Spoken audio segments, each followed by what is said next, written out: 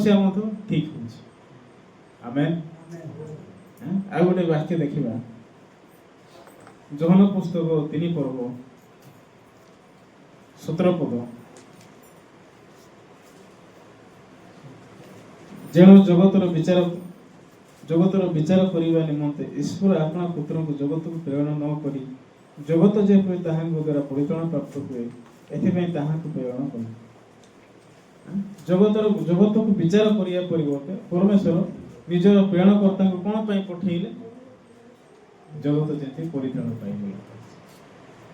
ଏତେ ପ୍ରଭୁଙ୍କର କାମ କ'ଣ? ପ୍ରଭୁ କ'ଣ ଇଚ୍ଛା କରୁଛନ୍ତି? ଜଗତ ଯେମିତି ପରିତ୍ରାଣ ପାଇବ। ଜଗତ ମାନେ ମନୁଷ୍ୟକୁ ବୁଝଉଛି, ଆମମାନଙ୍କୁ ବୁଝଉଛି, ମତେ ବୁଝଉଛି। ତା ମାନେ ମୁଁ କେତେବେଳେ ପରିତ୍ରାଣ ପାଇବି? ଯେତେବେଳେ ଯୀଶୁ ମୋ ଜୀବନରେ ବାସ କରିବେ, ମତେ ଯୀଶୁ ଯେତେବେଳେ କଢ଼େଇକି ନେବେ, ସେତେବେଳେ ମୁଁ ପରିତ୍ରାଣ ପାଇବି। ସେ ସମୟରେ ମୋର ଜୀବନ ପରିବର୍ତ୍ତନ ହେବ। ସେ ସମୟରେ ମୋର ସମ୍ପୂର୍ଣ୍ଣ ଜୀବନ ବଦଳିଯିବ। ସେତେବେଳେ ମୁଁ ଖୁସିରେ ଥିବା ଲୋକ ଆଶାରେ ପ୍ରଭୁତିରେ ବଞ୍ଚି ପାରିବି। ମୋର ନିଜର ଦୃଷ୍ଟିକୋଣରେ ଦେଖୁଥିବା ବିଷୟ ବଦଳିଯିବ। ଆମେନ୍। ସତରେ ପରମେଶ୍ୱର ଏ ଜାଗାରେ କହୁଛନ୍ତି, ଯେଣୁ ଜଗତର ବିଚାର କରିବା ନିମନ୍ତେ ଈଶ୍ୱର ଆପଣା ପୁତ୍ରଙ୍କୁ ଜଗତକୁ ପ୍ରେରଣ ନ କରି ଜଗତ ଯେପରି ତାହାଙ୍କ ଦ୍ୱାରା ପରିତ୍ରାଣ ପ୍ରାପ୍ତ ହୁଏ ଏଥିପାଇଁ ତାହାଙ୍କୁ ପ୍ରେରଣ କଲେ। ଯୀଶୁଖ୍ରୀଷ୍ଟ ଆସିବାର ଗୋଟେ ଉଦ୍ଦେଶ୍ୟ, ଜଗତ ଯେମିତି ପରିତ୍ରାଣ ପାଇବ, ଆମେ ଯେମିତି ପରିତ୍ରାଣ ପାଇବୁ, ମୁଁ ଯେମିତି ପରିତ୍ରାଣ ପାଇବି। ପରମେଶ୍ୱରଙ୍କ ପାଇଁ ସବୁଠୁ ଗୁରୁତ୍ୱପୂର୍ଣ୍ଣ କ'ଣ? ପରିତ୍ରାଣ ପାଇବ। ପରିତ୍ରାଣ ମାନେ କ'ଣ? ଉଦ୍ଧାର ନା ନାଇଁ?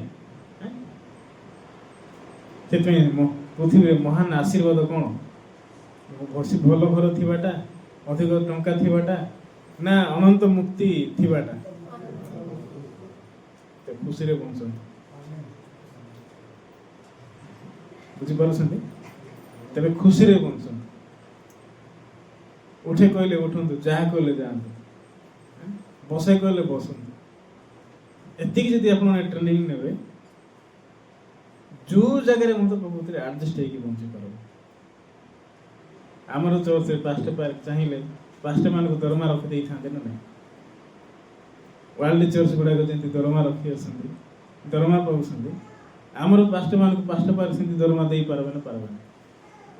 ଜଗତର ଲୋକମାନେ ମଧ୍ୟ ଏତେ ଦରମା ପାଉନାହାନ୍ତି। ବହୁତ ବଡ଼ ବଡ଼ ପାଷ୍ଟର ମାନେ ଅଛନ୍ତି, ଚର୍ଚ୍ଚ ଗୁଡ଼ାକ ଅଛି, ବହୁତ ପ୍ରମୁଖ ପାଉଛନ୍ତି। କିନ୍ତୁ ପ୍ରାୟତଃ ଜଗତରେ ଯେଉଁମାନେ ମିନିଷ୍ଟ୍ରି କରୁଛନ୍ତି ପାଷ୍ଟର ହେଇକି 3,000, 2,000, 1,000 ଟଙ୍କା ପାଉଛନ୍ତି। ନହେଲେ ଅଲଗା ଗୁଡ଼ାକ ଚର୍ଚ୍ଚ ଅଛି, କିଏ 10,000 ପାଉଛି, କିଏ 20,000 ପାଉଛି, କିଏ 25,000, କିଏ 50,000 ପାଉଛି, ନହେଲେ କିଏ ତାଠୁ ଅଧିକ ମଧ୍ୟ ପାଉଛନ୍ତି। କିନ୍ତୁ ଆମ ଚର୍ଚ୍ଚରେ କାହିଁକି ପରମେଶ୍ୱର ଦାସ ପ୍ରଭୁତ୍ୱରେ ଦରମା ରଖିନାହାନ୍ତି? ପାଷ୍ଟର ଜାଣିଛନ୍ତି ଏ ବିଷୟ ମନୁଷ୍ୟକୁ ଧ୍ୱଂସ କର। ସେଥିପାଇଁ ପାଷ୍ଟର ଅନ୍ୟମାନଙ୍କୁ ସେ ପ୍ରକାର ବିଷୟକୁ ବଞ୍ଚ କହିବା ପରିବର୍ତ୍ତେ ନିଜେ ବଞ୍ଚେଇକି ଦେଖାଉଛନ୍ତି। ସେଥିପାଇଁ ଆମେ ନିଜକୁ ଯଦି ପରିବର୍ତ୍ତନ ହେବାଟା ଦେଖିବୁ, ମୋ ପାଖରେ ଯିଏ ରହିବ ସେ ପରିବର୍ତ୍ତନ ହବ ନା ହବନି? ସେଥିପାଇଁ ଫାଷ୍ଟ ମୋର ହୃଦୟ ପରିବର୍ତ୍ତନ ହେବା ଦରକାର। ତେବେ ମୋ ସାଇଡରେ ଯିଏ ଅଛି ସେ ପରିବର୍ତ୍ତନ ହବ। ହବନି? ବେଳେବେଳେ ଆମ ପାଖରେ ନିଜ ହୃଦୟ ଭିତରେ ଏ ପ୍ରକାର ବିଷୟ ଅଛି, ଆମେ ପସନ୍ଦ ନ କରିବା ବିଷୟ ମଧ୍ୟ ଅଛି, ଆମେ ଗ୍ରହଣ ନ କରିପାରିବା ବିଷୟ ମଧ୍ୟ ଅଛି।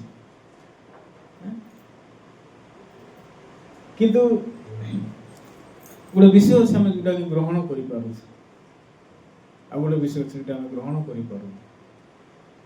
କିନ୍ତୁ ଭାଇ ଭଉଣୀ ମାନେ, ପରମେଶ୍ୱର ଆମକୁ କ'ଣ ଦେବା ପାଇଁ ଚାହାନ୍ତି? ପିତା ଶରୀର ପାଇଁ, ପାଟି ପାଇଁ ଭଲ ନାହିଁ, କିନ୍ତୁ ଶରୀର ପାଇଁ ବେଶୀ ଭଲ ନା ନାହିଁ? ପିତା ପାଟି ପାଇଁ ଭଲ ନାହିଁ, କିନ୍ତୁ ଶରୀର ପାଇଁ ବହୁତ ଭଲ। ବ୍ଲଡ଼ ସାର୍କୁଲେସନ୍ ଭଲ ହେବ, ବ୍ଲଡ଼ ସଫା ହେବ, ରୋଗ ପ୍ରତିରୋଧକ ଶକ୍ତି ବଢ଼ିବ। ବହୁତ କିଛି ଉପକାର ଅଛି ପିତା ଖାଇଲେ। କିନ୍ତୁ ପିତାକୁ କିଏ ଘୃଣା କରୁଛି? ମୋର ପାଟି ଘୃଣା କରୁଛି, କିନ୍ତୁ ଶରୀର ମାଗୁଛି।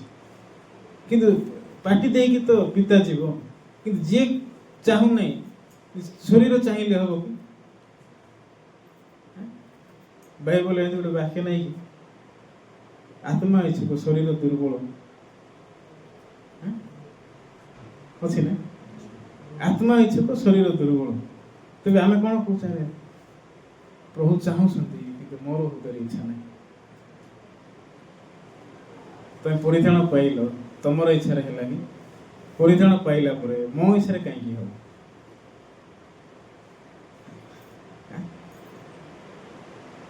ନା ନାଇଁ? ପରିଧାନ ପାଇଲା ପରେ ମୋ ଇଚ୍ଛାରେ କାହିଁକି ହବ? ପରିଧାନ ପାଇଲା ପରେ ପ୍ରଭୁଙ୍କ ଇଚ୍ଛାରେ ହବ। ଦିନେ ମିଶନ ସ୍କୁଲରେ ଥିଲୁ ଆମେ, 3ଟା ଭାଇ 3ଟା ଭଉଣୀ। ଦିନେ ମୁଁ ଗୋଟେ ଭାଇଙ୍କ ସହିତ ବହୁତ ଝଗଡ଼ା ଲାଗିଲି। କାହିଁକି ଝଗଡ଼ା ଲାଗିଲି ବୋଲି, ସେ ବାଇବଲ ପଢ଼ାରେ 1 ନମ୍ବର ହେଲା, ପ୍ରଚାର ବହୁତ ପାରଙ୍ଗମ। ଦିନେ ଗୋଟେ ଭାଇ ଆସିଲା, ଏ ଭାଇଙ୍କର ପ୍ରଚାର ମତେ ବହୁତ ଭଲ ଲାଗୁଛି, କିନ୍ତୁ ସେ ଭାଇ ଟିକେ ଦୁନ୍ଦୁଳଉଛନ୍ତି କହିଲେ। ମତେ ନାଇଁକି ପ୍ରଚାର ଏତେ ଜଣା ନାହିଁ, ବାକ୍ୟ ବି ମତେ ସେ ଭାଇଙ୍କ ପରି ମୁଁ ପଢ଼ି ପାରୁନଥିଲି। ଦିନେ ସେ ଭାଇ କ'ଣ କହିଲେ ଚର୍ଚ୍ଚରେ ସଣ୍ଡେ ସର୍ଭିସରେ, ମୁଁ ପାଷ୍ଟର ନେଲସନକୁ ବାଇବଲ ପଢ଼ାରେ କାଟବି କହିଲି। ସେତେବେଳକୁ ପାଷ୍ଟର ନେଲସନ କେତେଥର ବାଇବଲ ପଢ଼ିଥିଲେ ଜାଣିଛନ୍ତି? 25 ଥରରୁ ଅଧିକ, 25ରୁ ଅଧିକ। ସେତେବେଳକୁ ସେ ଭାଇ କେତେ ପଢ଼ିଥିଲେ? 10 ଥରରୁ ଅଧିକ। ତା ମାନେ ମୁଁ ଏବେ ଏତିକି ଥର ପଢ଼ିଛି, ପାଷ୍ଟର ନେଲସନଙ୍କର ବୟସ ଯଦି ହେବି, ତାଙ୍କର ଲେଭେଲକୁ ଯଦି ମୁଁ ପହଞ୍ଚିବି, ତାଙ୍କ ପ୍ଲସ୍ ଥିବି। ଦିନେ ଏମିତି ସାକ୍ଷ୍ୟ ଦେଲେ। କିନ୍ତୁ ଗୋଟେ ସମୟ ଆସିଲା, କରୋନା ଆସିଲା 2019ରେ, 20 ନା 19, କିନ୍ତୁ 19ରେ ଧୀରେ ଧୀରେ ଷ୍ଟାର୍ଟ ହେଲା। 19ରେ ଆମେ ହାଇଦ୍ରାବାଦରେ ଥିଲୁ, ମିଶନ ସ୍କୁଲରେ ଟ୍ରେନିଂ କରୁଥିଲୁ। ତ 2019ରେ 20ରେ ବହୁତ ହେଲା, କିନ୍ତୁ 19ରେ ଧୀରେ ଧୀରେ ଆରମ୍ଭ ହେଲା। ସେତେବେଳକୁ ହାଇଦ୍ରାବାଦରେ ନାଇଁକି କର୍ଫ୍ୟୁ ଜାରି ହେଲା, ଲୋକଙ୍କୁ ଜମା କରିବା ପାଇଁ ସବୁ ପ୍ରାଇଭେଟ ଏନ୍ଜିଓ ଗୁଡ଼ାକ, ଅଫିସ ଗୁଡ଼ାକ ବନ୍ଦ ହେଲା। ରେଲୱେ ମାନେ ଟ୍ରେନରେ ବସିବା ପାଇଁ, ଲୋକ ଟ୍ରେନରେ ବସିବା ପାଇଁ ବହୁତ ନିୟମ କରାହେଇଥିଲା। ଗୋଟେ ସକି ଯାକ ତିଆରି କରାହେଇଥିଲା, ତମେ ସେ ସକିରେ ଛିଡ଼ା ହବ, ଆଉ ଅଲଗା ଛିଡ଼ା ହବ। ଏମିତି ପିରିୟଡ଼ ଥିଲା। 19 ଲାଷ୍ଟ ଆଡ଼କୁ ଆରମ୍ଭ ହେଲା। 20 ମାର୍ଚ୍ଚ ମାସରେ ଆମକୁ ଓଡ଼ିଶାକୁ ପଠେଇଲେ। ଆମେ ଯେତେବେଳେ ଓଡ଼ିଶାକୁ ଆସିଲୁ, ପାଷ୍ଟର ଆମକୁ କ'ଣ କହିଲେ? ତମେ ଚର୍ଚ୍ଚରେ ଆସ ନାହିଁ କହିଲେ। ମତେ ବହୁତ ରାଗ ଲାଗିଲା। ସେଟା ନାଇଁକି ପାଖାପାଖି 5 ବର୍ଷ ବିତି ଯାଇଥିଲା ମୁଁ ଚର୍ଚ୍ଚରେ ଥିଲି, ମିଶନ ସ୍କୁଲରେ। ଆମେ ଦାରିଙ୍ଗବାଡ଼ି ହେଇକି ଆଇଲୁ। ଦାରିଙ୍ଗବାଡ଼ି ହେଲେ ମୁଁ ଦାରିଙ୍ଗବାଡ଼ି ପହଞ୍ଚିଲା, ପାଷ୍ଟରଙ୍କୁ ଫୋନ୍ କଲି, ପାଷ୍ଟର ବର୍ତ୍ତମାନ ଦାରିଙ୍ଗବାଡ଼ି ହେଇଛି, ଆସୁଛି। ପାଷ୍ଟର କହିଲେ ଚର୍ଚ୍ଚ ପାଇବୁ ନାହିଁ। ମତେ ନାଇଁକି ଚାପୁଡ଼ା ମାଡ଼ ମାରିଲା ଭଳିଆ ଟିକେ ଲାଗିଲା। ଚର୍ଚ୍ଚ ପାଇବୁ ନାହିଁ, ସିଧା ତୋର ଘରେ ଯାହା କହିଲେ। ପାଷ୍ଟର କାହିଁକି ଏମିତି ଘୃଣା କରିବା କଥା କହୁଛନ୍ତି? ଗୋଟେ ଆମେ ତ ଚର୍ଚ୍ଚରେ ସେବେ ହଠାତ୍ ଘରକୁ ଯାହା କଲେ, ଘରେ ବି କିଏ ରିସିଭ୍ କରିବ? ଚର୍ଚ୍ଚକୁ ଗଲେ ବି କରୋନା ଅଛି, ଯେହେତୁ ଟ୍ରେନରେ ବସ୍ରେ ସଫର କରିଛୁ, ନିହାତି ଆମର ସାର୍ଟରେ ପ୍ୟାଣ୍ଟରେ ଜୀବାଣୁ ପ୍ରକୃତରେ ଲାଗିଥିବ। ଆଉ ଘରେ ଗଲେ ମଧ୍ୟ ଆମେ ସମସ୍ତେ କରୋନା ପେସେଣ୍ଟ ହବୁ। ସେଥିପାଇଁ ଚର୍ଚ୍ଚ ଗୋଟେ ହେଲେ କୋଣରେ ଆସିକି ରୁହ କହିଲେ ହବ କି ନାହିଁ? ଏମିତି ବହୁତ ଗୁଡ଼ିଏ ବିଷୟ ପ୍ରକୃତରେ ଆସିଲା ମୋ ପାଖରେ। ସେଥିପାଇଁ ମୁଁ ଆମ ଘରକୁ ଫୋନ୍ କଲି, ଆଉ ମୁଁ ଆସୁଛି, ଦାରିଙ୍ଗବାଡ଼ି ହେଇଛି। ଆଉ ସେତିଗୁଡ଼ା ପହଞ୍ଚିଲା ବେଳକୁ 10:30 କି କ'ଣ ହବ। ତ ସେତେବେଳକୁ ଆକ୍ଚୁଆଲି ସିଟିଗୁଡ଼ାକୁ ଯିବାଟା ଗାଡ଼ି କିଛି ନାହିଁ। ସନ୍ଧ୍ୟାରେ ଆମେ ଦାରିଙ୍ଗବାଡ଼ି 6:30ରେ ପହଞ୍ଚିଲୁ। 6:30 ପରେ ଗୋଟେ ଗାଡ଼ି ଅଛି 7ଟାରେ ପ୍ରକୃତରେ ନାଇଁ ସେ 6:30 ହିଁ ଛାଡ଼ି ଥାଉଛି 6ଟାରେ ନା 6:20 ଏମିତି ଛାଡ଼ି ଥାଉଛି ସିଟିଗୁଡ଼ାରେ ଏକ୍ଜାକ୍ଟ 7ଟା 7:20 7:15 ଏମିତି ପହଞ୍ଚୁଥିଲା ଗୋଟେ ଗାଡ଼ି ତ ସେ ଗାଡ଼ି ବି ଯାଇଛି ଆଉ ବାକି ଗାଡ଼ି ନାହିଁ ତାପରେ ଆଉ ଗୋଟେ ଗାଡ଼ି ଯୋଉଟା ଅଛି ସିମନବାଡ଼ି ହେଇକି ସେଟା ସେପଟେ ଗୋଟେ ରାସ୍ତା ଅଛି କ'ଣ ସେଟା ମନେ ପଡ଼ୁନାହିଁ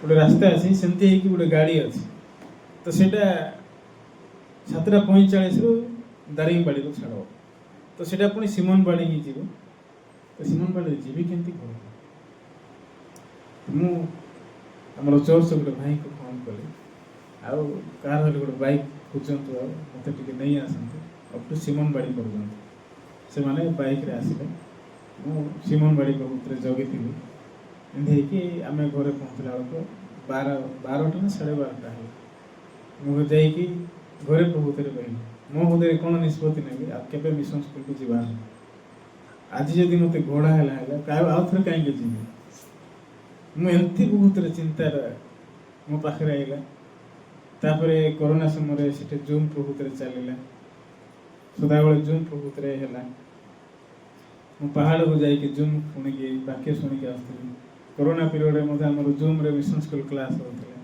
ପାହାଡ଼କୁ ଯାଇକି ଜଏନ୍ କରୁଥିଲି ଖାଇବି ପିଇବି ପାହାଡ଼କୁ ଯିବି 10ଟାରେ ଜଏନ୍ କରିବି 11ଟା ଘଣ୍ଟାରେ ସରିବ ଆଉ ଥରେ ଆଇବି ଆଉ ଥରେ ଲିଙ୍କ୍ ଆଇବ ସନ୍ଧ୍ୟାକୁ ପସନ୍ଦ ହେବ ଫାଷ୍ଟ କିମ୍ ପ୍ରଚାର କରିବ ଆଉ ଥରେ ଗୋଟେ ଭାଇକୁ ନେଇକି ଯାଉଥିଲି ମୋର ଜୀବନ ଘରେ ସେମିତି ଥିଲା ତ ଦିନେ ଗୋଟେ ମାସ ନା 2 ମାସ ବିତିଗଲା ପରେ ପାଷ୍ଟର ଆମର ଗାଁକୁ ପ୍ରଭୁତରେ ଆଇଲେ ଆଉ ତାକୁ ଡାକୁଛି ବୁଧବାର ସର୍ଭିସ ମୁଁ ଗଲି ନାହିଁ କାହିଁକି ସେ ରାଗ ଅଛି ଆଜି କାହିଁକି ଡାକୁଛୁ ସେଦିନ ତୋର ଘରକୁ ଯାହା କହିଲୁ ଆଜି ଆଇବାର ନାହିଁ ମୁଁ ତମେ କର ଯାହା କରୁଛ କର ଏମିତି ହେଇକି ଗଲି ନାହିଁ ଆମର ଅପୁ ଭାଇ ଆଇଲା ପାଷ୍ଟ ଡାକୁଛନ୍ତି ଆସ ଗଲି ନାହିଁ ଅପୁ ପାଷ୍ଟ ଆସୁଥିଲେ ଆସ ପାଷ୍ଟ ଡାକୁଛନ୍ତି ଆସ ମୁଁ ଗଲି ନାହିଁ ଏମିତି ହେଇକି ମୁଁ 3 ମାସ ଘରେ ପ୍ରକୃତରେ ରହିଲି ପାଖାପାଖି 3 ମାସ ରହିଲି ସବୁବେଳେ ଅକୁ ଭାଇକୁ ଅବୁ ପାଷ୍ଟରଙ୍କୁ ବହୁତ ପାଷ୍ଟ ବାଇକ୍ରେ ପଠାଉଥିଲେ ଯାହା ତାକୁ ନେଇକି ଆସ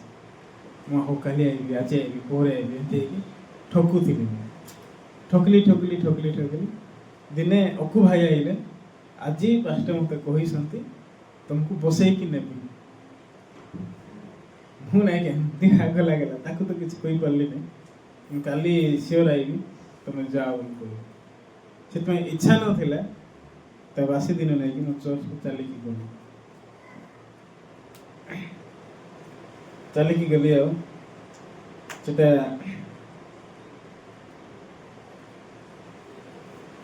ଆମର ମାର୍ଚ୍ଚ ଏପ୍ରିଲ ମେ ଲାଗୁଛି ଜୁନ୍ 1st ୱିକ୍ ଥିବ ଲାଗୁଛି ଜୁନ୍ 1st ୱିକ୍ ଥିବ ଆମେ ମୁଁ ଚର୍ଚ୍ଚକୁ ପ୍ରକୃତରେ ଆଉ ଥରେ ଗଲି 2020 ଏମିତି ହେଇକି ପରେ ସେଠି କ'ଣ ଟୀକା ବି ନିଆ ହେଲା ସବୁ କିଛି କରାହେଲା ଏମିତି ହେଇକି ଚର୍ଚ୍ଚରେ ପହଞ୍ଚିଲା ବେଳକୁ ଦିନେ ଗୋଟେ ହଠାତ୍ରେ ମୁଁ ଗୋଟେ ଭାଇ ସହିତ ବହୁତ ଝଗଡ଼ା କଲି ଏତେ ଝଗଡ଼ା କଲି ତାର ମୁହଁ ଦେଖିବା ପାଇଁ ଚାହୁଁନଥିଲି ତାର କଥା ଶୁଣିଲେ ବହୁତ ଇରିଟେଟ୍ ଲାଗୁଥିଲା ମୋତେ ବେଶୀ ଘୃଣା ଲାଗୁଥିଲା ସେ ଭାଇକୁ ଦେଖିଲେ ତ ବେଶୀ ଘୃଣା ଲାଗୁଥିଲା ସେଥିପାଇଁ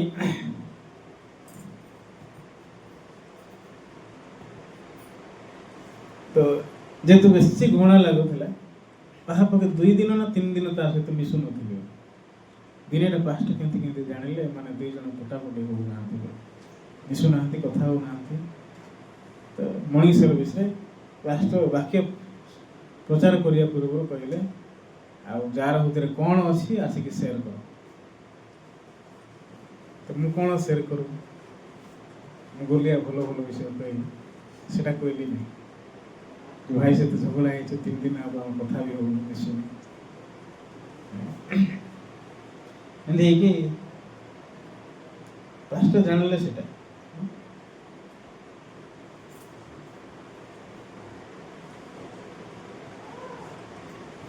ଜୁମ୍ କଟିଗଲା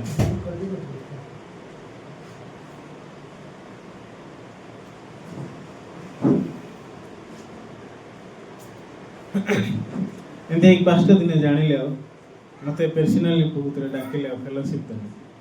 ଦେଖେ ସେ ଭାଇର ହୃଦୟ ତୋର ହୃଦୟ କେବେ ସମାନ ହେବ ନାହିଁ, ତୋର ମନ ତାର ମନ ପରି କେବେ ହେବ ନାହିଁ। ଆମେ ହେଉଛୁ ମଣିଷ, ସଦାବେଳେ ଆମେ ସଦା ବିପରୀତ, କିନ୍ତୁ ନିଜକୁ ଶୂନ୍ୟ କରିକି ବଞ୍ଚିଲେ, ନିଜକୁ ଖାଲି କରିକି ବଞ୍ଚିଲେ ଆମେ ସମସ୍ତଙ୍କ ସହିତ ମିଶିପାରୁ।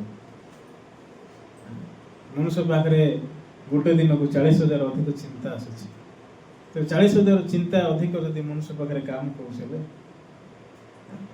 ସେ ଭାଇର ପାଖରେ 40,000 ଚିନ୍ତା ଥିବ, ତୋ ପାଖରେ 40,000 ଚିନ୍ତା ଥିବ, ତୁ କେମିତି ମିଶିବୁ? ସେତେବେଳେ ମିଶିପାରୁ ତୁ ଯେତେବେଳେ ସେ ଭାଇ ସହିତ ନିଜକୁ ତୁଳନା କରିବୁ, ମୋ ଭାଇ ଠାରୁ କିଛି ଅଲଗା ନାହିଁ, ମୁଁ ସେ ଭାଇଙ୍କ ଠାରୁ ବହୁତ ଦୁର୍ବଳ ଲୋକ, ଅଧିକ ତାଙ୍କଠାରୁ ଅଧିକ କଦର୍ଯ୍ୟ ଲୋକ ନୁହେଁ, ତେବେ ତୁ ତାଙ୍କ ସହିତ ମିଶିପାରୁ। ସେଦିନ ମୋର ହୃଦୟ ସମାଧାନ ହେଲା। ପାଷ୍ଟର ଏମିତି ମୋ ସହିତ କଥା ହେଲା, ଫେଲୋସିପ୍ କଲେ। ତ ମୁଁ ଆଜି କ'ଣ କହିବା ପାଇଁ ଚାହୁଁଛି, ଆଜି ଆମେ ଯୌନ ପୁସ୍ତକ 8 ପର୍ବର ବାକ୍ୟ ପ୍ରଭୁତ୍ୱରେ ପଢ଼ିଲା। ଏଠି ନିୟମ ଅଛି, ମୂଷା ନିୟମ ଦେଇଛନ୍ତି, ବ୍ୟଭିଚାର କର୍ମ କରୁଥିବା ଲୋକମାନଙ୍କୁ ପଥର ଦ୍ୱାରା ମାର। ଏ ସ୍ତ୍ରୀ ଲୋକ ଜାଣିଛି ମୁଁ ବ୍ୟବସ୍ଥା ଲଙ୍ଘନ କରିବାଟା ହେଉଛି ପାପ, ବ୍ୟବସ୍ଥାକୁ ଭାଙ୍ଗିବାଟା ହେଉଛି ପାପ, କିନ୍ତୁ ଇଏ କାହିଁକି ପ୍ରକୃତିରେ ବ୍ୟଭିଚାର କର୍ମରେ ଧରା ପଡ଼ିଛି? ବ୍ୟଭିଚାର କଲାବେଳକୁ କାହିଁକି ପ୍ରକୃତିରେ ଧରା ପଡ଼ିଲା? କେଉଁ କାରଣ ପାଇଁ? ନିଶ୍ଚିତ ଭାବରେ ନିଜକୁ ବିଶ୍ୱାସ କରିବା ସ୍ତ୍ରୀ ଲୋକ ଥିଲେ, ନିଶ୍ଚିତ ଭାବରେ ଏ ଜଣେ ଲୋକ କ୍ରମାଗତ ଭାବରେ ସେ ପ୍ରକାର ଲାଇଫ୍ ପ୍ରକୃତିରେ ବଞ୍ଚୁଥିବେ। ସେଥିପାଇଁ ଦିନେ ବ୍ୟଭିଚାର କର୍ମ କରୁଥିବା ସମୟରେ ଧରା ପଡ଼ିଲା, ଯୀଶୁଙ୍କ ନିକଟକୁ ଟାଣିକି ନିଆଗଲା। ଶାସ୍ତ୍ରୀ ଫରିସାମାନେ ପଚାରିଲେ, ଏ ସ୍ତ୍ରୀ ଲୋକ ବ୍ୟଭିଚାର କର୍ମ କରୁଥିବା ସମୟରେ ଧରା ପଡ଼ିଛି, ଗୁରୁ ମଶାଙ୍କର ବ୍ୟବସ୍ଥାରେ ଏ ପ୍ରକାର ନିୟମ ଅଛି, ଲେଖା ହେଇଛି, ଆପଣ କ'ଣ କହୁଛନ୍ତି? ଯୀଶୁଙ୍କ ଶାସ୍ତ୍ରୀ ଫରିସାମାନେ ପଚାରିଲେ, ବାର ପଚାରିଲେ। ଯୀଶୁ କୌଣସି ଉତ୍ତର ଦେଇନାହାନ୍ତି। ଯୀଶୁ ଭୂମିରେ ଲେଖିଲେ, ଲେଖା ହେଇଛି, ଯୀଶୁ ଭୂମିରେ ଲେଖିଲେ। ଏମାନେ ବାର ପଚାରିଲେ, ତଳେ ଯଦି ଆମେ ଦେଖିବା କହିଲେ ଏଟା ଲେଖା ହେଇଛି 7 ପଦ ଦେଖନ୍ତୁ। ମାତ୍ର ସେମାନେ ତାହାକୁ ପୁନଃ ପୁନଃ ପଚାରନ୍ତେ ସେ ମସ୍ତକ ଉତ୍ତୋଳନ କରି ସେମାନଙ୍କୁ କହିଲେ, ତୁମାନଙ୍କ ମଧ୍ୟରେ ଯେ ନିଷ୍ପାପ ସେ ପ୍ରଥମରେ ତାଙ୍କୁ ପଥର ଫୋପାଡ଼। ଯୀଶୁ କ'ଣ ଉତ୍ତର ଦେଲେ? ତମେ ଯିଏକି ନିଜକୁ ଜାଣି ପାରୁଛ କି ମୁଁ ହେଉଛି ନିଷ୍ପାପୀ, ମୋ ହୃଦୟରେ କୌଣସି ପାପ ନାହିଁ, ତ ସେମିତି ଲୋକ ପଥର ମାର। ସମୟ ଥିଲା ଶାସ୍ତ୍ରୀୟ ଫରିସାମାନେ ବିନା ପାପରେ ଯୀଶୁଙ୍କ ସମ୍ମୁଖରେ ଛିଡ଼ା ହେଇଥିଲେ, କିନ୍ତୁ ଗୋଟେ ସମୟ ଆସିଲା ଶାସ୍ତ୍ରୀୟ ଫରିସାମାନେ ଯୀଶୁଙ୍କ ଦ୍ୱାରା ବିଚାରକୁ ପାଇଲା ପରେ ପ୍ରଥମ ଥର ଏମାନେ କ'ଣ ଦେଖିଲେ? ନିଜ ହୃଦୟ ଭିତରେ ଥିବା ପାପକୁ ଦେଖୁଛନ୍ତି। ନିଜ ହୃଦୟ ଭିତରେ ଥିବା ପାପକୁ ଦେଖିଲା ପରେ ଏମାନେ ହେଉଛନ୍ତି ଜଣେ ଲୋକ ଯେଉଁମାନେ ଦିନେ କେବେ ବିଚାର ସ୍ତ୍ରୀକୁ ବିଚାର କରିପାରୁନାହାନ୍ତି କି ପଥର ପ୍ରଭୁତ୍ୱରେ ମାରି ପାରୁନାହାନ୍ତି। ସେଥିପାଇଁ ଗୋଟେ ସମୟ ଆସିଲା ଏମାନେ ସମସ୍ତେ ଧୀରେ ଧୀରେ ପଳେଇବାକୁ ଆରମ୍ଭ କଲେ। ଜଣେ ଜଣେ ଜଣେ ବାହାରିଲେ, ହାତରେ ଧରିଥିବା ପଥର ପ୍ରଭୁତ୍ୱରେ ତଳେ ଖସିଲା। ଯୀଶୁ ସେ ସମୟରେ ସ୍ତ୍ରୀ ଲୋକକୁ ପଚାରିଲେ, କ'ଣ ବୋଲି? ଦେଖନ୍ତୁ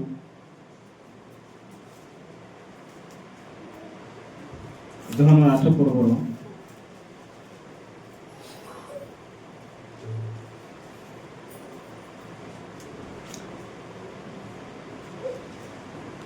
10 ପଦ ଦେଖନ୍ତୁ। ପୁଣି ଯୀଶୁ ମସ୍ତକ ଉତ୍ତୋଳନ କରି ତାଙ୍କୁ କହିଲେ, ଗୋ ନାରୀ, ସେମାନେ କାହାନ୍ତି? କେହି କ'ଣ ତୁମକୁ ଦଣ୍ଡ ନେବେ ବୋଲି ବିଚାର କଲେ ନାହିଁ? ତ ଏ ଜାଗାରେ ଯୀଶୁ କ'ଣ କହିଲେ? ସେମାନେ କୁଆଡ଼େ ଗଲେ ବୋଲି ପଚାର? ତୁମକୁ କ'ଣ ସେମାନେ ବିଚାର ଦେଲେ ନାହିଁ? ତୁମକୁ ପଥର ମାରିଲେ ନାହିଁ? ସ୍ତ୍ରୀ ଲୋକ କ'ଣ କଲେ? କିଏ ବି ନାହାନ୍ତି ପ୍ରଭୁ କହିଲେ। ତ କାହିଁକି କିଏ ବି ନାହାନ୍ତି? ଯେହେତୁ ଏମାନେ ହେଉଛନ୍ତି ଜଣେ ଲୋକ ସେମାନେ ନିଜକୁ ବେଶୀ ବିଶ୍ୱାସ କରିବା ଲୋକ ଥିଲେ, ଆଉ ନିଜକୁ ଭରସା କରୁଥିଲେ। ଆମେ ବ୍ୟବସ୍ଥାକୁ ପାଳନ କରୁଛୁ, ଆମ ପାଖରେ ପାପ ନାହିଁ, ଆମେ ବ୍ୟବସ୍ଥା ଶାସ୍ତ୍ରଜ୍ଞ ମାନେ। କିନ୍ତୁ ଯୀଶୁ ସେମାନଙ୍କୁ କହିଲେ, ତୁମାନଙ୍କ ମଧ୍ୟରେ ଯିଏ ନିଜକୁ ନିଷ୍ପାପ ବୋଲି ମନେ କରୁଛ ସେମିତି ଲୋକ ପଥର ମାର। ସେ ସମୟରେ ଜଣେ ବି ମାରି ପାରୁନାହାନ୍ତି। ସେତେବେଳେ ଯୀଶୁ ମଧ୍ୟ ସ୍ତ୍ରୀ ଲୋକକୁ କ'ଣ ବିଚାର ଦେଲେ? 11 ପଦ ଦେଖନ୍ତୁ। ସେ କହିଲେ କେହି ନାହିଁ ପ୍ରଭୁ। ସେଥିରେ ଯୀଶୁ କହିଲେ, ମୁଁ ମଧ୍ୟ ତୁମକୁ ଦଣ୍ଡ ନେବ ବୋଲି ବିଚାର କରୁନାହିଁ, ଯାଅ ଆଜିଠାରୁ ପାପ କର ନାହିଁ। ସତରେ ଏ ସ୍ତ୍ରୀ ଲୋକ ଯାଇଥିବ, ପାପ ନ କରିବାଟା ଏ ସ୍ତ୍ରୀ ଲୋକ ପାଖରେ କ'ଣ ଶକ୍ତି ଥିବ କି? ପାପରେ ନ ଧରା ଯିବାଟା ଏ ସ୍ତ୍ରୀ ଲୋକ ପାଖରେ ସତରେ ଶକ୍ତି ଅଛି? ବର୍ତ୍ତମାନ ସେ ପାପ ନ କରିକି ସତରେ ବଞ୍ଚି ପାରିବ କି? ଯଦି ସେ ଯୀଶୁଙ୍କର ବାକ୍ୟ ନ ଶୁଣିକି ଯଦି ଯିବ, ଗ୍ରହଣ ନ କରିକି ଯଦି ସେ ଯିବ, ସତରେ ସେ ପାପ ଶୂନ୍ୟ ହେଇକି ଜୀବନ ବଞ୍ଚି ପାରିବ ନାଇଁ। କିନ୍ତୁ ଇଏ ଗୋଟେ ବିଷୟକୁ ଜାଣିଲା, ହଁ ଯୀଶୁ ମୋତେ ବିଚାରକୁ ଦେଲେ, ଯୀଶୁଙ୍କର ବିଚାର ହେଉଛି ମୋ ପାଇଁ ଶେଷ, ସେଥିପାଇଁ ଇଏ ସେଟାକୁ ଗ୍ରହଣ କରେ। ହଁ ପ୍ରଭୁ ବୋଲି ଯାଇଥିବ। ସେଥିପାଇଁ ଯୀଶୁ କହିଲେ, ଯାଅ ଆଜିଠାରୁ ପାପ କର ନାହିଁ କହିଲେ। ସତରେ ଏ ସ୍ତ୍ରୀ ଲୋକ ଖାଲି ଯୀଶୁ ବାକ୍ୟ ଦେଲେ ତାହା ନାହିଁ, ଏ ସ୍ତ୍ରୀ ଲୋକ ଯେମିତି ପାପ ନ କରିକି ଜୀବନ ବଞ୍ଚିବ, ପାପ ଶୂନ୍ୟ ହେଇକି ଯେମିତି ଜୀବନ ବଞ୍ଚିବ, ଯୀଶୁ ତାକୁ ଶକ୍ତି ଦେଇଛନ୍ତି। ଆମେ ଜଗତରେ ଖୁସି ହେଇପାରିବାଟା, ଜଗତରେ ପାପକୁ ଜିତିବାଟା, ଜଗତରେ ନିଜର ଚିନ୍ତାକୁ କାଟି ପାରିବାଟା, ନିଜ ପାଖରେ ଥିବା ଅଭିଳାଷକୁ ଭିତରେ କାଟି ପାରିବାଟା, କାରଣ ସେ ସମସ୍ତ ବିଷୟରେ ଆମମାନଙ୍କୁ ଶକ୍ତି ଦେଇସାରିଅଛନ୍ତି। ଯଦି ଆମେ ସେ ଶକ୍ତିକୁ ଗ୍ରହଣ କରିକି ଯଦି ବଞ୍ଚିବୁ, ତେବେ ଆମେ ପରମେଶ୍ୱରଙ୍କ ସହିତ ଗୋଟେ ହୃଦୟ, ଗୋଟେ ମନ ନେଇକି ବଞ୍ଚିବୁ। ସେଥିପାଇଁ ଗୋଟେ ସମୟ ଥିଲା ସ୍ତ୍ରୀ ଲୋକ ଯୀଶୁଙ୍କ ଠାରୁ ଅଲଗା ମନ ନେଇକି ବଞ୍ଚିବା ସ୍ତ୍ରୀ ଲୋକ ଥିଲା। କିନ୍ତୁ ଗୋଟେ ସମୟ ଆସିଲା ଯେ ବାଧ୍ୟ ଯୀଶୁଙ୍କ ସହିତ ନିଜର ମନ ଏକୁ କରୁଛି। ସେ ସମୟରେ ୟାର ହୃଦୟରେ ମାଲିକ କିଏ? ଯୀଶୁ ଖ୍ରୀଷ୍ଟ ନିଜେ ହେଉଛନ୍ତି ମାଲିକ। ଆଜି ଆମମାନଙ୍କ ହୃଦୟରେ ମାଲିକ କିଏ? ମୁଁ କାହା ମାଲିକ, କୋଉ ମାଲିକ ପାଖରେ ଅଛି? ସତରେ ମୋ ହୃଦୟରେ ଯୀଶୁ ମାଲିକ। ସେ ଯୀଶୁଙ୍କ ସହିତ ମୁଁ ଖୁସି ଅଛି। ଯୀଶୁ ମୋତେ ଖୁସି ଦେବେ, ଯୀଶୁ ମୋତେ ଆନନ୍ଦ ଦେବେ। ସେଥିପାଇଁ ଆମେ ଆଉ ଗୋଟେ ବାକ୍ୟକୁ ଦେଖିବା, 2 Peter 3 ବାକ୍ୟକୁ ଟିକେ ଦେଖିବା। କାହାର ଯଦି ଫୋନ୍ ଅଛି ଟିକେ ଦିଅନ୍ତୁ, କିଏ ଜଏନ୍ କରିଛନ୍ତି, এটা ଜୁମ୍ କଟିଗଲା।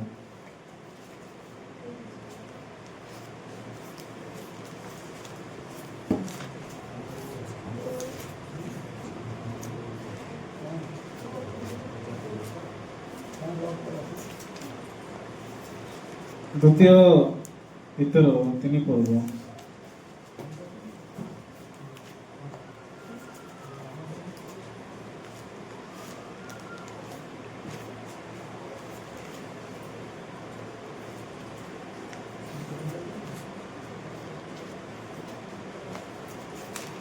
13 ଦେଖନ୍ତୁ।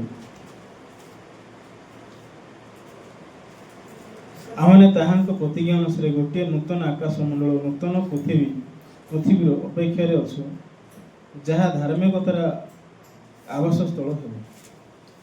ଆମେ କୋଉଠିର ଲୋକ? ପୃଥିବୀର ଲୋକ ନା ସ୍ୱର୍ଗର ଲୋକ? ସେଥିପାଇଁ ଭାଇମାନେ ପୃଥିବୀର ଧନ ଉପରେ ଆଶା ରଖନ୍ତୁ ନାହିଁ। ପଇସା ଅଧିକ ପାଇଲେ ଖୁସି ହେବି ଭାବନ୍ତୁ ନାହିଁ। ହଁ ଏଇଟା ପାଇଲେ ଖୁସି ହେବି ଭାବନ୍ତୁ ନାହିଁ। ପ୍ରଭୁ କ'ଣ କହୁଛନ୍ତି? ଆମେ ତାହାଙ୍କ ପ୍ରତିଜ୍ଞା ଅନୁସାରେ ଗୋଟିଏ ନୂତନ ଆକାଶ ମଣ୍ଡଳ ଓ ନୂତନ ପୃଥିବୀ ଅପେକ୍ଷାରେ ଅଛୁ ବୋଲି ଲେଖାଯାଇଛି। ତା ମାନେ ଆମେ ହଉଛୁ ସ୍ୱର୍ଗର ଲୋକ। ସ୍ୱର୍ଗରେ ମୋ ପାଇଁ ଧନ ଅଛି। ପରମେଶ୍ୱର ମୋ ପାଇଁ ପୃଥିବୀର ଧନ ରଖିନାହାନ୍ତି। ବାବୁ ଆଜ୍ଞା ବୁଝିଲେ?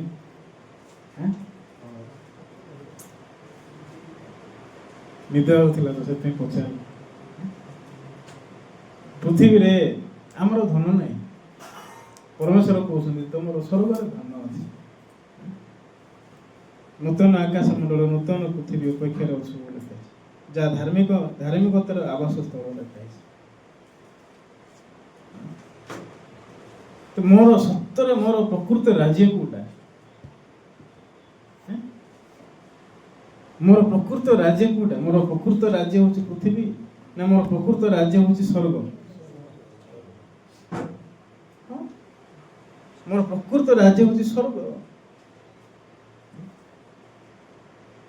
14 ଲେଖାଯାଇଛି, ଅତଏବ ହେ ପ୍ରିୟମାନେ, ତୁମମାନେ ଏହି ସମସ୍ତ ବିଷୟ ଅପେକ୍ଷା କରୁଥିବାରୁ ତାହାଙ୍କ ସାମରେ ଯେପରି ନିଷ୍କଳଙ୍କ ଅନିନ୍ଦନୀୟ ହୋଇ ଶାନ୍ତିରେ ଥିବାରୁ ଦେଖାଯିବ, ଏଥିପାଇଁ ଯତ୍ନ କର। ଆଜି ଆମେ କାହାକୁ ଯତ୍ନ କରୁଛୁ? କ'ଣ ଯତ୍ନ କରୁଛୁ? ନିଜର ଶରୀରକୁ ଯତ୍ନ କରୁଛୁ, ନା ନିଜର ଆତ୍ମାକୁ ଯତ୍ନ କରୁଛୁ? ନାଇଁ, ଆମେ ଆତ୍ମାକୁ ଯତ୍ନ କରିବା ଲୋକ, ଶରୀରକୁ ଯତ୍ନ କରିବା ଲୋକ ନାହିଁ। ପରମେଶ୍ୱର ଆମକୁ ଶାରୀରିକ ଲୋକ ବନେଇ ନାହାନ୍ତି, ଆତ୍ମାର ଲୋକ ବନେଇছে। ମୁଁ ହେଉଛି ଆତ୍ମାର ଲୋକ, ତାମାନେ ମୋ ଆତ୍ମାଙ୍କୁ ଦ୍ୱାରା କଢ଼େଇକି ନିଆଯାଉଛି। ମୋ ଭିତରେ ଆତ୍ମା ଅଛନ୍ତି, ପବିତ୍ର ଆତ୍ମା। ଆମେନ୍। ସତରେ ଏ ସ୍ତ୍ରୀ ଲୋକ ପାଖରେ ଦିନେ କୁ ଆତ୍ମା କାର୍ଯ୍ୟ କରୁଥିଲା? ମନ୍ଦ ଆତ୍ମା କାମ କରୁଥିଲା। ଏ ବ୍ୟଭିଚାରୀ ସ୍ତ୍ରୀ ପାଖରେ ମଧ୍ୟ ମନ୍ଦ ଆତ୍ମା କାମ କରୁଥିଲା। କିନ୍ତୁ ଯୀଶୁଙ୍କୁ ଭେଟିଲା ପରେ ୟାଙ୍କ ପାଖରେ ଥିବା ମନ୍ଦ ଆତ୍ମା ନାହିଁ, ଇଏ ପବିତ୍ର ଆତ୍ମା ତାର କଢ଼େଇକି ନିଆଗଲା। ସେଥିପାଇଁ ପରବର୍ତ୍ତୀ ସମୟରେ ଏ ଯୋହନ 8 ଥିବା ସ୍ତ୍ରୀ ଲୋକ ବିଷୟରେ କୋଉ ବାକ୍ୟରେ ବି ଲେଖାଯାଇନି ଏ ପୁନର୍ବାର ଆଉ ଥରେ ଯାଇକି ପାପ କଲା, ଆଉ ଥରେ ଧରା ପଡ଼ିଲା। ଆପଣମାନେ ଏମିତି ବାକ୍ୟ କେବେ ଶୁଣିଛନ୍ତି କି? ନାଇଁ। ଯୀଶୁ କହିଲେ ଯା, ଆଜିଠାରୁ ପାପ କରେ ନା। ସେ ଗୋଟେ ୱାର୍ଡରେ ସବୁ ଶକ୍ତି ଥିଲା, ଯେମିତି ପାପ ନ କରିକି ବଞ୍ଚ। ତାମାନେ ପରମେଶ୍ୱର ଯୀଶୁ ଖ୍ରୀଷ୍ଟ ୟାକୁ ପବିତ୍ର ଆତ୍ମାରେ ପୂର୍ଣ୍ଣ କଲେ। ଏ ପବିତ୍ର ଆତ୍ମାରେ ପୂର୍ଣ୍ଣ ହେଇକି ଯାତ୍ରା କଲେ ଯୀଶୁଙ୍କ ନିକଟରେ। ସେ ସମୟରେ ୟାର ଲାଇଫରେ ଯୀଶୁ ପ୍ରଭୁତ୍ୱରେ ମାଲିକ ହେଉଛି। ସତରେ ଆଜି ଆମମାନଙ୍କ ଲାଇଫ ମାଲିକ କିଏ? ମୋର ମାଲିକ କିଏ? ମତେ କିଏ ପ୍ରଭୁତ୍ୱରେ ଧରିଛି? ଗୋଟେ ପେନସିଲ ଅଛି ଗୋଟେ ସାଇଡ୍, ଆଉ ଗୋଟେ ସାଇଡ୍ ଇରେଜର ଅଛି। ପେନସିଲ ଲେଖିଲେ ଭୁଲ କରିବ, କିନ୍ତୁ ଏ ପେନସିଲର ଗାରକୁ ଲିଭେଇବା ପାଇଁ କିଏ ଅଛି? ଇରେଜର ଅଛି। ହଁ, ଆମେ ମନୁଷ୍ୟ ହିସାବରେ ବଞ୍ଚୁଛୁ ଭାଇ ଭଉଣୀ ନାହିଁ, ନିଶ୍ଚିତ ଭାବରେ ଆମେ ଦିନେ ନା ଦିନେ ଭୁଲ କରୁଛୁ, କିନ୍ତୁ ପରମେଶ୍ୱର ଲିଭେଇ ଦେଉଛି। ପରମେଶ୍ୱରଙ୍କ ପାଖରେ ଇରେଜର ଅଛି। ସେ ଇରେଜର ହେଉଛି ଯେଉଁ ପାୱାରଫୁଲ, ପେନସିଲ ଠାରୁ ଯେଉଁ ଗାର ଦେଉଛି ତାଠୁ ଅଧିକ ପାୱାରଫୁଲ। ଆମେନ୍। ସେଥିପାଇଁ ପରମେଶ୍ୱର ଆମମାନଙ୍କ ଜୀବନରେ ଏ ପ୍ରକାର କାମ କରୁଛନ୍ତି। ଆଜି ଏ ବ୍ୟଭିଚାରୀ ସ୍ତ୍ରୀର ଜୀବନରେ ଯୀଶୁ ଖ୍ରୀଷ୍ଟ ଏ ପ୍ରକାର ଭାବରେ କାମ କରିଅଛନ୍ତି। ଶାସ୍ତ୍ରୀ ଫାରିସାଇମାନେ ବିଚାର କଲେ, କେବଳ ଦୋଷୀ ଦେଲେ। ଏ ପ୍ରକାର ଲୋକ ମରିବା ଦରକାର ଯୀଶୁଙ୍କୁ ପଚାରିଲେ, କିନ୍ତୁ ଯୀଶୁ କ'ଣ କହିଲେ? ତମାନଙ୍କ ମଧ୍ୟରେ ଯିଏ ନିଜକୁ ନିଷ୍ପାପୀ ବୋଲି ମନେ କରୁଛ ସେମିତି ଲୋକ ପଥର ମାର। ସେତେବେଳକୁ ଜଣେ ବି ନାହାନ୍ତି ଯେ କି ସ୍ତ୍ରୀ ଲୋକକୁ ପଥର ମାରିପାରେ। ଆମେ ଆଜି ଧାର୍ମିକ ପବିତ୍ର କାହା ପାଇଁ? ଯୀଶୁଙ୍କ ପାଇଁ। ଯୀଶୁଙ୍କର ଗୋଟେ ପ୍ରତିଜ୍ଞା, ଯୀଶୁ ପରମେଶ୍ୱରଙ୍କ ଗୋଟେ ପ୍ରତିଜ୍ଞା, ଗୋଟେ ବାକ୍ୟ ଆମ ଜୀବନରେ ପ୍ରବେଶ କଲା। ସେ ଗୋଟେ ବାକ୍ୟ ମୋତେ ପବିତ୍ର ବନେଇଲା, ଧାର୍ମିକ ବନେଇଲା। ଆତ୍ମିକ ଜୀବନ ବଞ୍ଚିଲା ବେଳକୁ ମଧ୍ୟ ସମସ୍ୟା ପରିସ୍ଥିତିକୁ କାଟି ପାରିବା ପାଇଁ ମଧ୍ୟ ଆମ ଜୀବନରେ ଗୋଟେ ବାକ୍ୟ ଯଥେଷ୍ଟ। ଲାଷ୍ଟ ଟାଇମ୍ ଗୋଟେ ବାକ୍ୟ କହିଥିଲି ଦାଉଦ ଆଉ ଗୋଲିଆଥ ବିଷୟରେ। ଦାଉଦକୁ ଦେଖିଲେ ଯୁବା ଲୋକ, ଗୋଲିଆଥକୁ ଦେଖିଲେ ଯୋଦ୍ଧା। ଦାଉଦ କେମିତି ଯୁଦ୍ଧ କରିଥିଲେ? ଏଡ଼େ ବଡ଼ ସାଉଲ ରାଜା ଦାଉଦ ଗୋଲିଆଥକୁ ଦେଖିକି ଡରୁଛନ୍ତି। କିଏ ଯିବ ତା ପାଖରେ କହୁଛନ୍ତି? ସାଉଲ ପାଖରେ କ'ଣ ନଥିଲା? ସବୁ ଥିଲା। ସୈନ୍ୟ ସାମନ୍ତ ଥିଲେ, ବର୍ଷା ଥିଲା, ଢାଲ ଥିଲା, ଟପର ଥିଲା, ସାଞ୍ଜ ଥିଲା, ସବୁ କିଛି ଥିଲା। ତେବେ ଇଏ ଖାଲି ଗୋଟେ ଆଦେଶ ଦେଇଥାନ୍ତା, ତାର ସୈନ୍ୟ ସାମନ୍ତ ଯାଇକି ଗୋଲିଆଥ ସହିତ ଯୁଦ୍ଧ କରିଥାନ୍ତା। କିନ୍ତୁ ୟା ପାଖରେ ଗୋଟେ ୱାର୍ଡ ମଧ୍ୟ ବାହାରୁ ନାହିଁ ସାଉଲ ପାଖରେ। ସାଉଲ ଗୋଲିଆଥକୁ ଦେଖିଲା ପରେ ଡରୁଛି, ଥରୁଛି। କିନ୍ତୁ ଉଲ୍ଟା ପ୍ରଭୁତ୍ୱରେ ସେ କ'ଣ କହୁଛି? ଗୋଲିଆଥ ସହିତ ଯିଏ ଯୁଦ୍ଧ କରିବ ତାକୁ ଜିତିବ, ମୋ ଝିଅ ସହିତ ବାହାଘର କରିବ। ଏ ରାଜା କେମିତିକା ରାଜା? ନିଜର ଭୟ ଅନ୍ୟ ଉପରେ ଟେକୁଛନ୍ତି। ନିଜେ ମରବେ କିନ୍ତୁ ଅନ୍ୟମାନଙ୍କୁ ମର ବୋଲି ଠେଲୁଛନ୍ତି। କିନ୍ତୁ ଦାଉଦ ସେ ଜାଗାରେ ଅଛନ୍ତି, ସମସ୍ତଙ୍କ ଠାରୁ ସ୍ୱତନ୍ତ୍ର ଲୋକ। ସେ ଦାଉଦ ଜଣେ ରାଜା ପରିବାରର ଲୋକ ନଥିଲେ, ଗୌଡ଼ ପିଲା ଥିଲେ। ଦାଉଦ ଗୌଡ଼ ପିଲା କ'ଣ କାମ କରୁ? ଗାଈ ଚରେଇବ, ମେଷ ଚରେଇବ, ତାର କାମ ସେମିତି। କିନ୍ତୁ ଦାଉଦ ମେଷ ଚରେଇଲା ବେଳକୁ କ'ଣ ଦେଖିଛନ୍ତି? ପ୍ରଭୁ କେମିତି ତାଙ୍କ ଲାଇଫରେ କାମ କରିଛନ୍ତି, ପରମେଶ୍ୱର କେମିତି ତାଙ୍କୁ ରକ୍ଷା କରିଛନ୍ତି। ସିଂହ ହାତରୁ, ଭାଲୁ ହାତରୁ ଦାଉଦଙ୍କ ପାଖରେ ମହାନ ସାକ୍ଷ୍ୟ ଅଛି। ଦାଉଦ ଯେତେବେଳେ ଦେଖିଲେ ସାଉଲ ଡରୁଛି, ଦାଉଦ ବାହାରିଲେ, ମୁଁ ଯିବି। ଏ ଦୁଷ୍ଟ ପୋଲିସଟେ କିଏ? ଆମର ଜୀବିତ ସନ୍ନ୍ୟାସୀ ସଦାପ୍ରଭୁଙ୍କୁ ସେ ତୁଚ୍ଛ କରିବ। ଆଜି ମୁଁ ପ୍ରଭୁଙ୍କ ନାଁରେ ଆସୁଛି, ଏ ଯୁଦ୍ଧ ପ୍ରଭୁ କର। ଦାଉଦ ପ୍ରଭୁଙ୍କୁ ସ୍ୱୀକାର କରିକି କରେ। ଦାଉଦ ପାଖରେ ଢାଲ ବି ନଥିଲା, ବର୍ଷା ବି ନଥିଲା, କି ଟପର ନଥିଲା। ଦାଉଦ ନିଜକୁ ପ୍ରୋଟେକ୍ସନ୍ କରିବା ପାଇଁ କୌଣସି ଅସ୍ତ୍ର ବ୍ୟବହାର କରିନଥିଲେ। କିନ୍ତୁ ଦାଉଦ କାହାକୁ ମନେ ପକେଇକି ଗଲେ? ପରମେଶ୍ୱର। ପ୍ରଭୁ ଏ ଯୁଦ୍ଧ ହେଉଛି ପ୍ରଭୁଙ୍କର। ମୁଁ ଆଜି ପ୍ରଭୁଙ୍କ ନାଁରେ ଆସୁଛି, ନିହାତି ପରମେଶ୍ୱର ମୋତେ ତମକୁ ଆଜି ସମର୍ପଣ କରିବେ। ସେତେବେଳେ ଦାଉଦ ପଥର, ଚିକଣ ପଥର ଗୋଟେ ଧରିଲେ। ତାଙ୍କ ପାଖରେ ଗୋଟେ ଛାଟିଣୀ ଥିଲା। ଦାଉଦ ପାଇଁ ଏତିକି ଯଥେଷ୍ଟ। ସାଉଲ ଡରିଲେ, ନାଇଁ ନାଇଁ ନାଇଁ, ତୁ ଏମିତି ଯଦି ଯିବ କହିଲେ ଗୋଲିଆତ ତତେ ଦୂରରୁ ଘୁଷି ଦେବ। ମୋର ସବୁ ଅଛି ନେ, ଟିକେ ପିନ୍ଧେ। ଦାଉଦକୁ ପିନ୍ଧାଏ। ଦାଉଦ ଗୋଡ଼ ଟେକି ପାରିଲାନି। ତାକୁ କମ୍ଫର୍ଟେବଲ ଲାଗିଲା ନାହିଁ। ନାଇଁ, ଏଟା ଏମିତି ପିନ୍ଧିକି ମୁଁ ଯାଇପାରିବିନି, ଯୁଦ୍ଧକୁ ଧାଇଁ ପାରିବି ନାହିଁ, କାଢ଼ି ଦିଅ ଏଇଟା ସବୁ। ଦାଉଦ ଏ ପ୍ରକାର ସବୁ ବାହାର କରିବା ପାଇଁ କହିଲେ। ସବୁ ବାହାର କରାହେଲା। ଦାଉଦ ପାଖରେ ଯେତେ ଗୋଟେ ପଥର ଥିଲା, ଛାଟିଣୀରେ ଘୁରେଇଲେ, ଘୁରେଇକି ଛାଡ଼ିଲା। ସେ ପଥର ବି ଆଶ୍ଚର୍ଯ୍ୟ, ଗୋଟେ ପଥର, ଫାଷ୍ଟ ପଥର ଯାଇକି ଦାଉଦର କପାଳ, ଏ କ'ଣ ଗୋଲିଆତର କପାଳରୁ ବାଜୁଛି। ତା ମାନେ ସବୁ ଜାଗାରେ ପ୍ରକୃତିରେ କଭର କରିଥିଲେ, କିନ୍ତୁ ଗୋଟେ ଜାଗାରେ କଭର କରିନାହାନ୍ତି। ସେଟା କିଏ ଦେଖୁଛି? ହଁ କି ନାଇଁ? ସେଟା ଦାଉଦ ଏକା ଦେଖୁଛନ୍ତି। ସେଥିପାଇଁ ଆମ ପାଖରେ ଗୋଟେ ବାକ୍ୟ ଯଥେଷ୍ଟ ନା ନାହିଁ? ମୋ ଭିତରେ ଗୋଟେ ବାକ୍ୟ ଯଦି ପ୍ରବେଶ କରୁଛି, ସବୁ ସମସ୍ୟାକୁ ସମାଧାନ କରିପାରିବ ନା ପାରିବ ନାହିଁ? ଗୋଟେ ବାକ୍ୟ ଦ୍ୱାରା ମୁଁ ଜୀବନ ସାରା ଖୁସି ହେଇକି ବଞ୍ଚି ପାରିବି ନା ପାରିବି ନାହିଁ? ଏ ପଥର ହେଉଛି ଈଶ୍ୱରଙ୍କର ବାକ୍ୟ।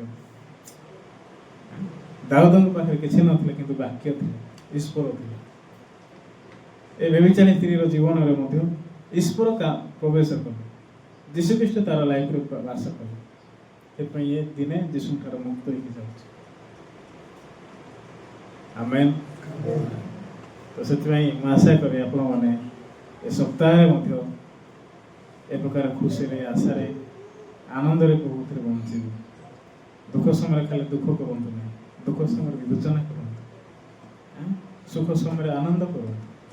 ପ୍ରଭୁ କହିଛନ୍ତି ଏ ଦୁଇଟା ବିଷୟକୁ ମୁଁ ପାଖରେ ପାଖରେ ରଖିଛି କହିଛନ୍ତି। ଦୁଃଖ ଆସିଲେ ଦୁଃଖ କରିବା ପାଇଁ ପ୍ରଭୁ ଦେଇନାହାନ୍ତି, ବିବେଚନା କର ଏଇଟା କାହିଁକି ପ୍ରଭୁ ଦେଲେ। ତାର ଅର୍ଥ ପ୍ରଭୁ ମୋତେ ଦୁଃଖ ଦେଇକି ଅଧିକରୁ ଅଧିକ ମୋତେ ତାଙ୍କର ନିକଟବର୍ତ୍ତୀ କରିବା ପାଇଁ ଚାହୁଁଛନ୍ତି। ମୁଁ ଯେମିତି ଅଧିକରୁ ଅଧିକ ପ୍ରଭୁଙ୍କର ନିକଟବର୍ତ୍ତୀ ହେବି। ସେଥିପାଇଁ ପରମେଶ୍ୱର ମୋ ଜୀବନରେ ସମସ୍ୟା ଦେଇଥାନ୍ତି, ସେଥିପାଇଁ ପରମେଶ୍ୱର ମୋତେ କଷ୍ଟ ଦେଇଥାନ୍ତି, ସେଥିପାଇଁ ପରମେଶ୍ୱର ମୋତେ ରୋଗ ଦେଇଥାନ୍ତି। ଲାଜାର ମରନ୍ତୁ, ଯୀଶୁଙ୍କର ଇଚ୍ଛା ନଥିଲା, କିନ୍ତୁ ମାର୍ଥା ମରିୟମଙ୍କ ଭିତରେ ବିଶ୍ୱାସ ଜାଗ୍ରତ ହଉ, ଏଇଟା ଯୀଶୁଙ୍କର ଇଚ୍ଛା ଥିଲା। ସେଥିପାଇଁ ଦିନେ ମାର୍ଥା ମରିୟମଙ୍କ ଠାରୁ ଲାଜାରଙ୍କ ପ୍ରଭୁତ୍ୱରେ ଯୀଶୁ ଅଲଗା କରୁଛନ୍ତି। କାହିଁକି? ଯେମିତି ଯୀଶୁ ମାର୍ଥା ମରିୟମଙ୍କ ଭିତରେ ବାସ କରିବେ। ଯୀଶୁ ଜାଣିଥିବେ କି ନାହିଁ, ଆରେ ଏମାନେ ବାହିକ ଭାବରେ ମୋତେ ଭଲ ପାଇଲା ପରେ, କିନ୍ତୁ ହୃଦୟ ଭିତରେ ମୁଁ ନାହିଁ, ତାଙ୍କ ଭିତରେ ମୁଁ ଜୀବିତ ହେଇପାରୁନାହିଁ।